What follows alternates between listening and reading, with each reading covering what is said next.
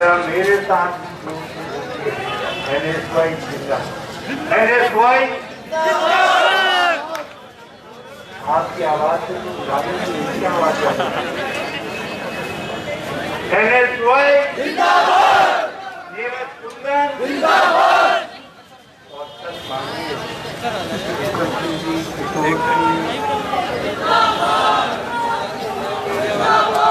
हमारे सभी वरिष्ठ कांग्रेस जनों का लाभ कर रहे मुझे NSY जिंदाबाद बहुत खुशी का अनुभव और इतनी खुशी मुझे नीरज कुंदन जिंदाबाद कहते हैं। जिस तरीके से पिछले 1-1.5 वर्षों के अंदर देश भर में NSY ने अपना डंका बजाया है और जिस प्रकार आज कहीं जाइए, किसी प्रोग्राम में जाइए, किसी प्रदर्शन में भाग लीजिए, किसी सम्मान समारोह में भाग लीजिए, तो NSY की उपस्थिति साफ दिखाई देती और उत्तराखंड में भी NSY ने निरंतर एक के बाद एक कई कार्यक्रम विरोध के आयोजित कर हम सबको ताकत देने का काम किया है, कांग्रेस को शक्ति देने का काम किया है। उसके लिए मैं नीरज कुंदन जी आपका, हमारे चौधरी जो प्रभारी हैं यहाँ के उनका, सतवीर चौधरी जी और सारी NSY की लीडरशिप को, जो कांग्रेस की लीडरशिप को बहुत बहुत धन्यवाद, बहुत बहुत धन्यवाद। और मुझे उम्मीद है कि नीरज कुंदन जी के नेतृत्व में उत्तराखंड की NSY पूरे देश में अपने झंडे को ऊंचा बुलंद तरीके से उठा करके रखते। हमारे सामने कई चुनौतियां हैं और उन चुनौतियों में सबसे बड़ी चुनौती है कि हम अपनी आगे आने वाली पीढ़ी के साथ, जिसने कल का नेतृत्व संभालना है, उसको किस तरीके से संभाल करके रखते हैं, संवार करके रखते हैं। और मैं आप सबको AICC की तरफ से आश्वस्त करना चाहता हूँ, राहुल जी, प्रियंका जी की तरफ से आश्वस्त करना चाहता हूँ, उनको बड़ा भरोसा है NSY पर, उनको बड़ा भरोसा है युवा कांग्रेस पर और उनको बड़ा भरोसा है आपके राष्ट्रीय अध्यक्ष नीरज कुंदन पर। मैं नीरज कुंदन को इस भरोसे के लिए बहुत बहुत बधाई देता हूँ, बहुत बहुत उनको धन्यवाद। खुशी महसूस कर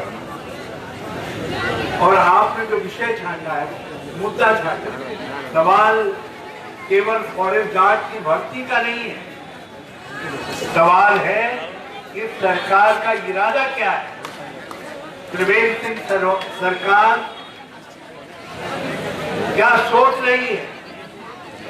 उन्होंने पहले तो पद मृत घोषित कर दिए, फिर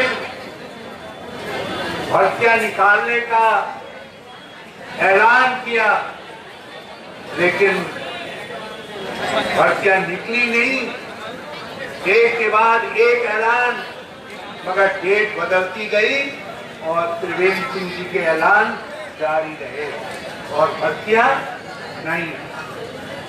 और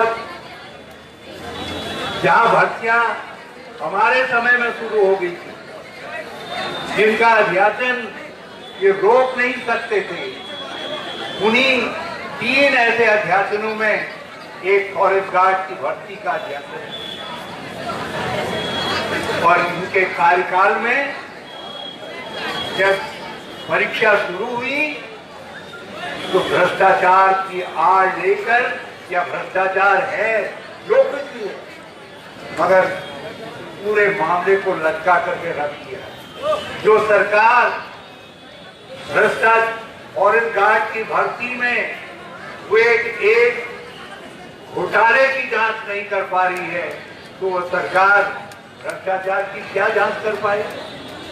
तो आपने एक ऐसी वानिकी को छांटा है, एक ऐसे उदाहरण को छांटा है जिससे त्रिवेंद्र सिंह सरकार का निकम्मापन साफ साफ है।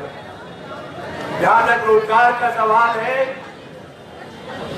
मैं गर्व के साथ कहना चाहता हूं कि हमारी सरकार ने एक साल में वर्ष 2016 सत्र में 32,000 लोगों को भर्ती किया। 32,000। और त्रिवेंद्र सिंह की सरकार पिछले 3.5 साल में 3200 भर्तियां नहीं कर पाई। और तो छोड़ दीजिए, वो तो जितनी हमने लड़कियां पुलिस में भर्ती कर दी, जितनी लड़कियां हमने होमगार्ड और पीआरडी में भर्ती कर दी, ये तो कुल मिला करके उतनी भर्ती भी नहीं कर पाए। इनका रिकॉर्ड है कि इन्होंने केवल हवा में चीजों को लटकाने का काम किया। और आजकल इनके मंत्री एक घोषणा करते हैं, कहते हैं कि कैंपा से 40,000 नौकरियां निकलेंगी।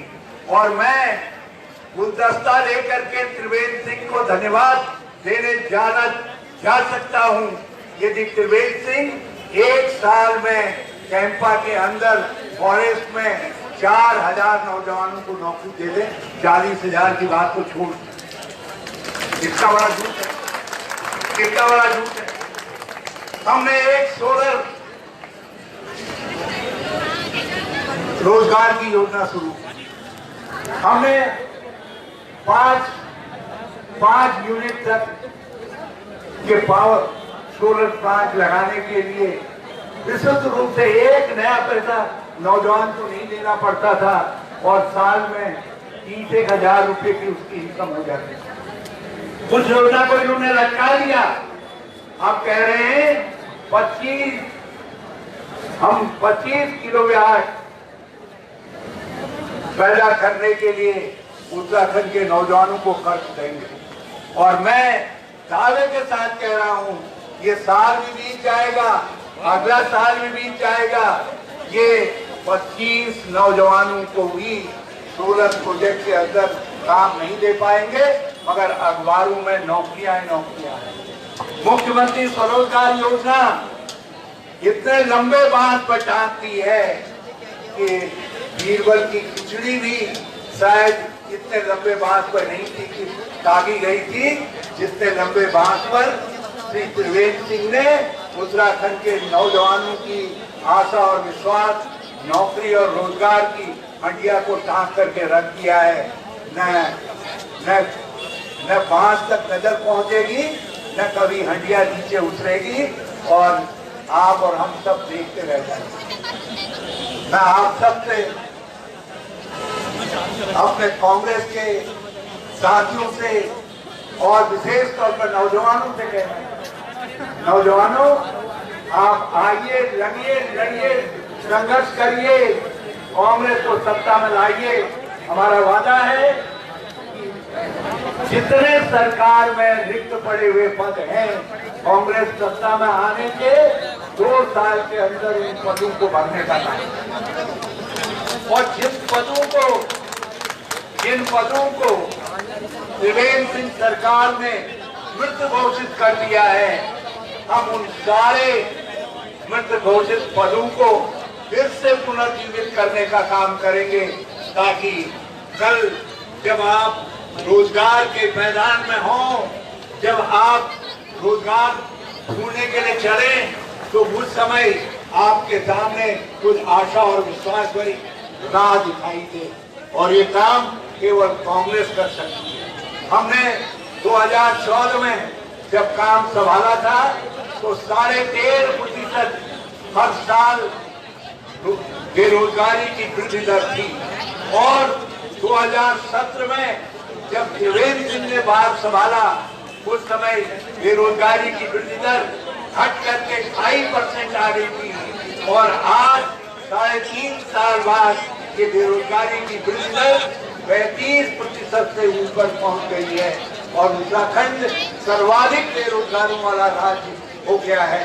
इसके जो आज आप शुरुआत कर रहे हैं इसके लिए मैं हृदय की गहराई से आपको बहुत बहुत धन्यवाद देना चाहता हूं और यदि आप सबकी इजाजत हो तो आपके राष्ट्रीय अध्यक्ष की सीट ठोक करके मैं आप सबको धन्यवाद दे दूं। अरे जोर से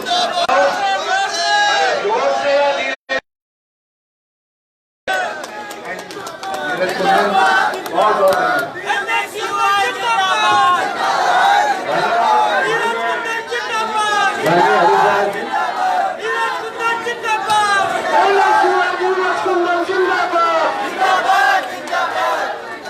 अध्यक्ष जी हमारा संबोधन माननीय राष्ट्रीय अध्यक्ष जी हमारा संबोधन करने से पहले एक चंपावत से हमारे कुछ साथी आपको एक जोड़ी भेंट करना चाह रहे हैं। समान थोड़ा सा मेरा अनुरोध है लीडरशिप के साथ ये चंपावत से हमारे साथी आए हैं अध्यक्ष जी को और माननीय नायक जी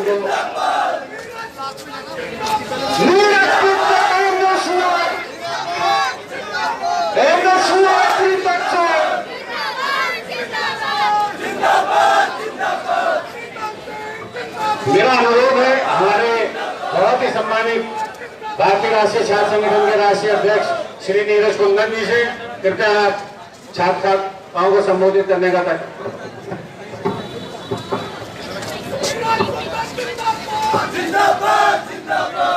धन्यवाद। मंच पर उपस्थित आदरणीय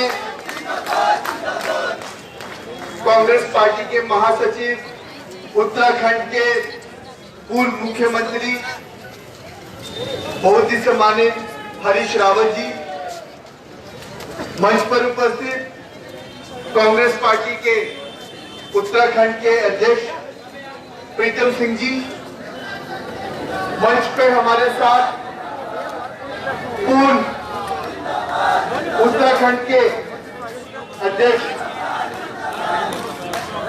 किशोर उपाध्याय जी, हमारे बीच में हमारे युवा कांग्रेस के आईआईसी सेक्रेटरी वैभव वालिया जी, हमारे बीच में युवा कांग्रेस के अध्यक्ष सुखविंदर भुल्लर जी, हमारे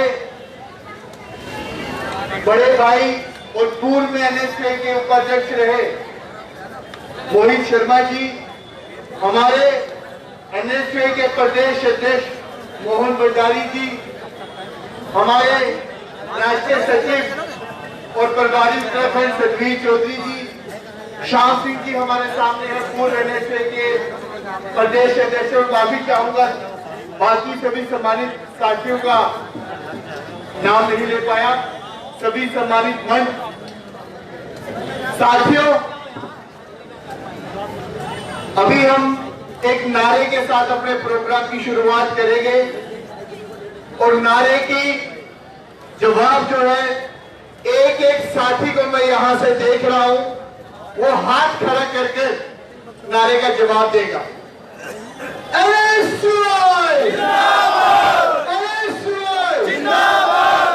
ये मेरे बीच वाला व्हाइट कलर का शर्ट मेरे दोस्त इसने हाथ नहीं उठाया, हिमांशु दोनों हाथ खड़े कर रहे हैं।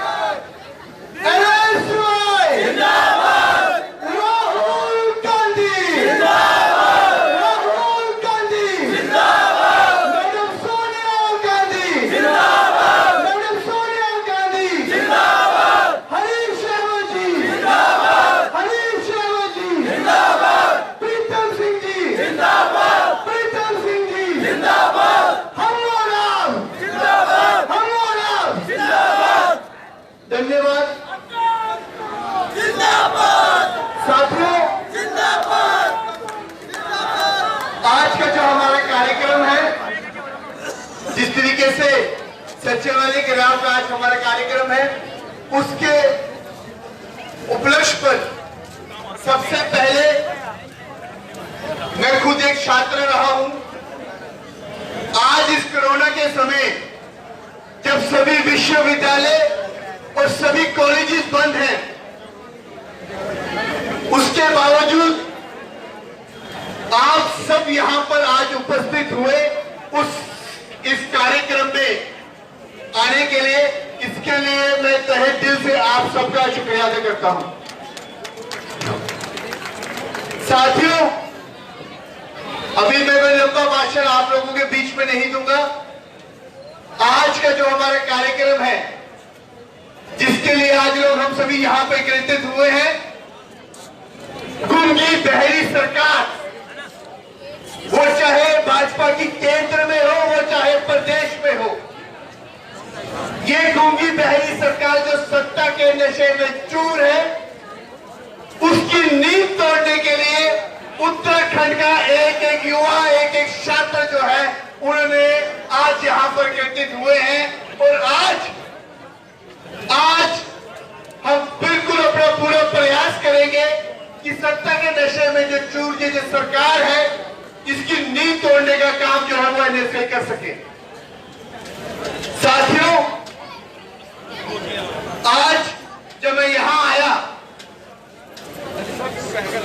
यहां पे आने पर जिस तरीके से पता चला कि आपके प्रदेश में सबसे ज्यादा बेरोजगारी की दर है और पिछले 4-4.5 सालों में कहीं पे नौकरियां खुली भी, नौकरियां लगी भी, जिस तरीके से अभी मेरे एक साथी बता रहे थे, पीछे 4 नौकरियां लगी, उन 4 में से भी एक नौकरी जो है आपके यहाँ के भाजपा के मेयर के बच्चे की लगी। और आरएसएस का सर्टिफिकेट दिखाकर यहाँ पर जो है नौकरियां मिल रही है, ना कि जिस तरीके से मैं और आप जो पढ़ लिख कर अपनी डिग्रियां हासिल करते हैं, उस डिग्रियों को साइड पर रखकर ये वर्तमान की जो सरकार है, वो आपकी नौकरियां आरएसएस के सर्टिफिकेट देकर दे रही है। आपके मुख्यमंत्री जी सुबह 11 बजे कुछ और सोचते हैं, कुछ और निर्णय लेते हैं, शाम 4 और 5 बजते उनका निर्णय और उनकी सोच जो है वो बदल जाती है। बड़ी शर्मनाक बात है। वो इस प्रदेश के मुख्यमंत्री हैं और मुख्यमंत्री होने के बावजूद उनके निर्णय लेने की शक्ति नहीं है। युवाओं को रोजगार देने का जो उनका दायित्व बनता है, वो दायित्व वो पूरा नहीं कर रहे हैं। साथियों, जिस तरीके से हरीश सर ने बताया कि पुरानी सरकारों ने, जब कांग्रेस की सरकार थी, कांग्रेस की सरकार में जो नौकरियां निकली थी, कांग्रेस के सरकार में जो कार्यशैली शुरू हुए थे, उसके बाद इस वर्तमान सरकार ने कुछ नहीं किया। मैं एक बार सबका ध्यान यहां पर आकर्षित करना चाहूंगा। एक कहावत है जो मैं कई अपने भाषणों में कह चुका हूं कि भाजपा की जो सरकार है वो नालायक औलाद की तरह है। अब ध्यान से मेरी बात सुनिए, मेरी बहनें जो है सामने बात नहीं सुन रही, ध्यान से मेरी बात सुनिए कि ये औलाद नालायक कैसे है। हमारे समय में हमारे जो बुजुर्ग हुआ करते थे, वो हमें बताया करते थे कि लायक और नालायक औलाद में क्या फर्क है। तो वो बताते थे जो लायक औलाद होती है, वो अपने पूर्वजों ने जो जमीन जायदाद जो काम किए होते हैं उसको बढ़ाने का काम करती है। और नालायक औलाद क्या करती है? नालायक औलाद क्या करती है? जो पूर्वजों ने भी बनाई हुई जमीन जायदाद होती है उसको बेचने का काम करती है। तो वही काम आपकी नालायक सरकार बीजेपी की यहां पे कर रही है। वर्तमान में उससे तो कुछ हो नहीं पाया, लेकिन जो पुरानी सरकारों में, जो पुरानी सरकार में हमारे कांग्रेस की सरकारों ने जो कार्य किए, उनको उल्टा खत्म करने का काम जो है ये वर्तमान की आपकी भाजपा की सरकार ने यहां पर किया। साथियों, मैं आप लोगों को बताना चाहूंगा आप लोगों को विश्वास दिलाना चाहूंगा, कांग्रेस पार्टी की सरकार जब जब सत्ता में आती है, वो चाहे प्रदेश हो, वो चाहे केंद्र हो, वो हमेशा युवाओं की बात करती है, युवाओं को रोजगार देने की बात करती है। साथियों, अभी वर्तमान की जो सरकार है, आप इनकी क्रोनोलॉजी जो है वो ध्यान से समझिए। मैं आप लोगों को बताना चाहूंगा, इनके पास एक 6 महीने का सिलेबस जो है, वो क्वार्टरली 6 महीने का सिलेबस जो है वो रेडी रहता है। वो 6 महीने का सिलेबस इस तरीके से रेडी रहता है कि आप लोगों के बीच में हर एक 2 महीने के बाद, हर एक 2 महीने के बाद ऐसे जुमले लाएं, ऐसी बातें लाएं जिनसे आपके मूल मुद्दों से ध्यान जो है वो भटकाया जाए। कभी आप लोगों के बीच में जिन्ना को लेकर आएंगे, कभी आप लोगों के बीच में टिप्पू सुल्तान को लेकर आएंगे, कभी आप लोगों के बीच में आकर बोलेंगे कि भैया ये जो चौक है, ये जो शहर है, ये जो जिला है, इसका नाम बदलना चाहिए। ये जो नाम है ये मुसलमान की तरह लगता है, इसका नाम बदल दो। साथियों, ये बात भी मैं कई जगह पे दोहरा चुका हूं, यहां पर भी दोहराऊंगा। मैं ये बात यहां पर भी दोहराऊंगा कि काश शहरों के नाम बदलने से, विधानसभाओं के नाम बदलने से रोजगार मिलता होता, तो मैं स्वयं हरीश रावत जी को भी साथ में लेकर चलता, आपके पीसीसी अध्यक्ष जी को भी साथ में लेकर चलता। ये जितने मंच पर हम अभी उपस्थित है, अभी के अभी हम सभी मुख्यमंत्री जी के पास जाते और हम उनको बोलते कि आप एक काम करिए, आप उत्तराखंड में जितने जिले हैं, जितनी विधानसभा है, आप सबका नाम बदल दीजिए, लेकिन उसके बदले हमारे युवाओं को रोजगार देने का काम कीजिए। लेकिन साथियों, इन सबसे रोजगार नहीं मिलता है, ये मैं आपको बताना चाहूंगा। इन सबसे रोजगार नहीं मिलता है, ये जो सिर्फ मेरे और आपका ध्यान भटकाने के लिए ये चीजें बीच में लाई जाती है। हम युवा हैं, आज जिस तरीके से हाथरस में, मैं यहां पे आप लोगों के बीच में वो बात भी लाना चाहूंगा, हाथरस में जिस तरीके से एक हमारी बहन के साथ दुष्कर्म किया जाता है और दुष्कर्म करने के बाद न्याय दिलाना तो बड़ी दूर की बात रही, गैर हिंदू रीति रिवाज के तहत रात के 12 बजे उसे केरोसिन ऑयल के साथ जलाया जाता है। यह बहुत ही शर्मनाक बात है, लेकिन इससे भी ज्यादा शर्मनाक क्या है वो मैं आप लोगों के बीच में बताना चाहूंगा। इससे भी ज्यादा शर्मनाक ये है, लास्ट T20 वर्ल्ड कप था, लास्ट T20 वर्ल्ड कप था, शिखर धवन का प्रैक्टिस करते हुए, बैट्समैन है ना शिखर धवन, शिखर धवन का प्रैक्टिस करते हुए अंगूठा फ्रैक्चर हो जाता है। अंगूठा फ्रैक्चर होने पर हमारे माननीय प्रधानमंत्री जी ट्वीट करते हैं और कहते हैं कि मैं आशा करता हूं कि शिखर धवन जी जल्द स्वस्थ हो जाए ताकि वो क्रिकेट मैच खेल सके। लेकिन बड़ी शर्मनाक बात है, हमारी बहन के साथ दुष्कर्म किया जाता है और हमारे माननीय प्रधानमंत्री जी द्वारा एक भी ट्वीट नहीं किया जाता। ये उससे भी ज्यादा शर्मनाक तब हो जाता है जब हमारे देश में, हमारे प्रदेश में कहीं भी इस तरीके की घिनौनी हरकत की जाती है, दुष्कर्म किया जाता है और हमेशा की तरह हमारे माननीय प्रधानमंत्री जी जहां पर उनको बोलना चाहिए वहां पर वो हमेशा की तरह खामोश रहते हैं। तो साथियों, मेरी आप लोगों से यही अपेक्षा रहेगी कि आने वाले समय में एनएसयूआई छात्र संगठन इसी तरीके से छात्रों की जो आवाज है वो हम उठाते रहेंगे और इस गूंगी बहरी सरकार जो है, जो सत्ता के नशे में चूर है, उसे उठाने का काम जो है वो एनएसयूआई करेगी। यही मेरी आप लोगों से अपेक्षा है और उसी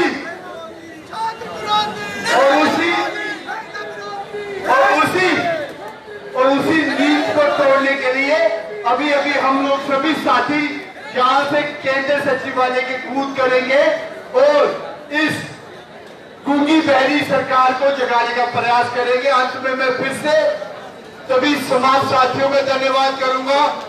खासकर मैं हरीश रावत जी का धन्यवाद करना चाहूंगा, हमारे सीनियर नेता जो इस कार्यक्रम में हमारे बीच में उपस्थित हुए। हमारे पीसीसी अध्यक्ष प्रीतम सिंह जी का धन्यवाद करना चाहूंगा, पूर्व अध्यक्ष हमारे उत्तराखंड जी का उनका धन्यवाद करना चाहूंगा, तमाम सभी साथियों का धन्यवाद करना चाहूंगा जिन्होंने आज के इस कार्यक्रम में यहाँ पे उपस्थिति दिखाई। जय हिंद, जय भारत।